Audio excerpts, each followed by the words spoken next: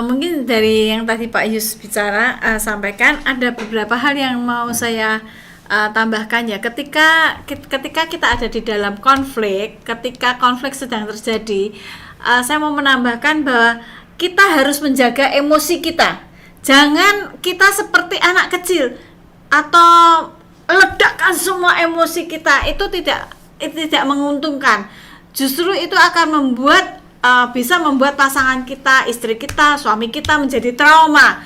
Karena itu yang pernah saya alami, mungkin juga Pak Yus alami. Ketika saya meledakkan emosi saya, beliau trauma, bener nggak? Oh, trauma. Saya trauma. Trauma. Jadi ketika saya mulai marah, beliau udah aduh. Beliau minta bantuan anak-anak. Minta pertolongan pada anak-anak untuk meredam kemarahannya.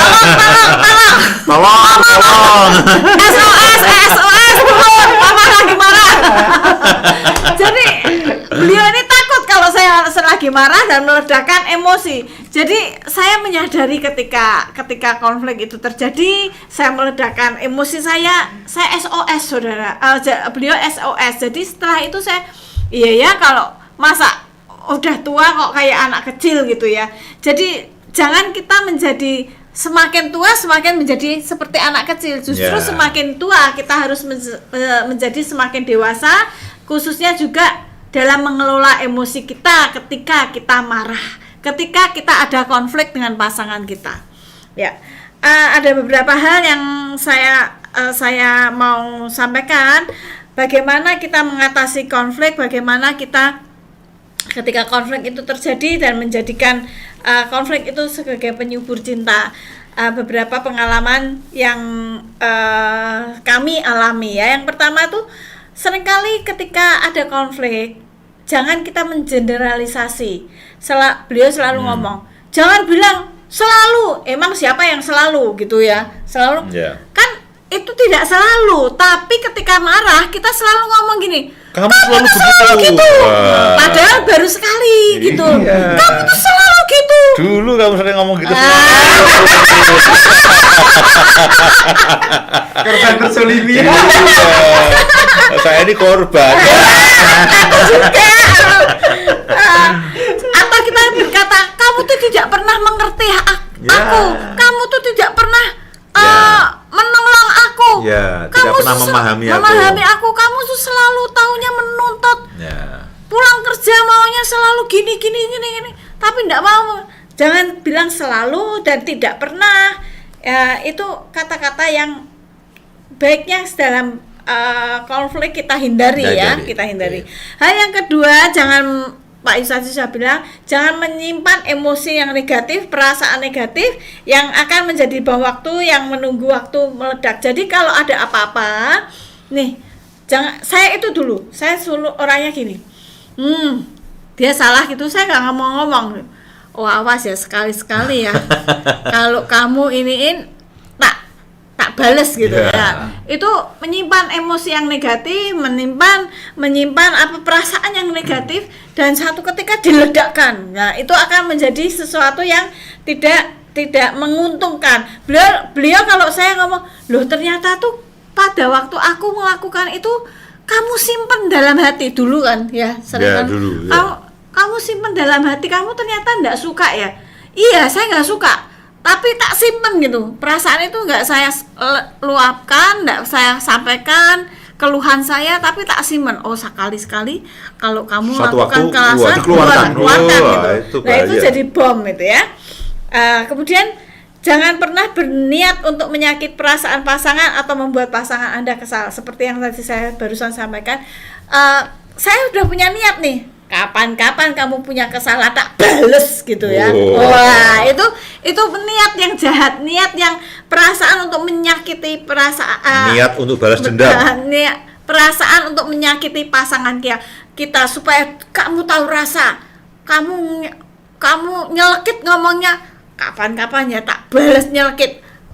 Punya perasaan untuk menyakiti perasaan pasangannya. Nah, itu jangan. Yang keempat ya, jangan pernah mencari pembelaan dari orang lain. Misalnya sahabat, orang tua, mertua, anak-anak. Nah, beliau kalau saya lagi SOS gitu, beliaunya anak-anaknya dipanggil, tolong. Walaupun sebetulnya kami itu, kalau kami lagi berkonflik itu terus terang kadang-kadang saya tuh nakal gitu loh. Bukan sebetulnya masalahnya kecil, tapi kadang-kadang saya langsung gitu ya, ambil posisi marah keras-keras gitu. Bukan supaya apa-apa, mengambil perhatian suami dan anak-anak saya. Enggak ngerti ya, Bu. Supaya mereka pada datang, kalau enggak dipanggil aja angel. Manggilnya anak pertama yang besar Yun, gitu ya angel. Tapi kalau saya mulai marah sedikit gitu, mereka langsung papahnya, mama nih lo, kamu tuh dipanggil mama. Langsung mereka datang. Padahal saya cuma butuh perhatian. Nah, jangan mencari pembelaan orang lain, tapi luangkan waktu buat setiap kita untuk introspeksi diri. Apa sih yang terjadi dalam perasaanku, tindakanku gitu ya. Itu kita harus belajar memahami perasaan kita sendiri. Seringkali kenapa kita tiba-tiba meluapkan emosi kita, karena kita tidak pernah mengambil waktu untuk memahami dan menyadari perasaan kita sendiri. Atau jangan-jangan aku memang salah. Kadang-kadang saya menghadapi ada beberapa orang yang konseling dengan saya, aku tuh nggak ngelakuin apa-apa loh Bu, tapi tiba-tiba suami saya bisa berbicara yang negatif, berbicara yang buruk, kemudian menjadi marah, emosi, tidak dewasa gitu.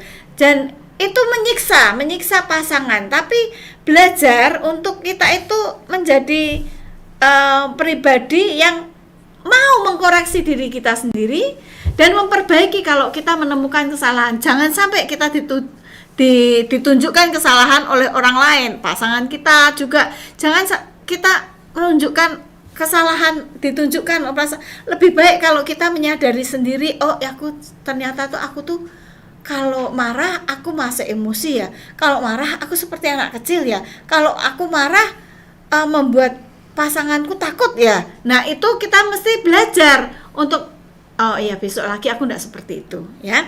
Kemudian hal yang kelima, doakan pasangan kita ketika kita tahu bahwa itu ada konflik. Doa itu menurut saya penting dalam semua kita umat manusia. Kita itu pasti kan berdoa dengan Allah kita ya, kepada Tuhan kita berdoa. Doakan pernikahan kita, doakan pasangan kita, doakan keluarga kita. Kalau kita tahu ada konflik, jangan konflik itu dibesarkan, tapi coba yang keempat tadi kita coba merenungkan tentang diri kita sendiri, dan yang kelima coba kita berdoa ya. Yang terakhir ya, jangan memiliki tujuan untuk menang dan yang lain kalah ya. Pak Yusadi bilang win-win solution. Itu sangat tidak menguntungkan buat pasangan suami istri. Yang satu mau yang menang sendiri, yang satu dikalahkan. Nah itu amat sangat tidak mengenakan. Tapi ketika kita bisa win-win solution, itu akan konflik itu akan membuat kita akan menjadi penyubur cinta.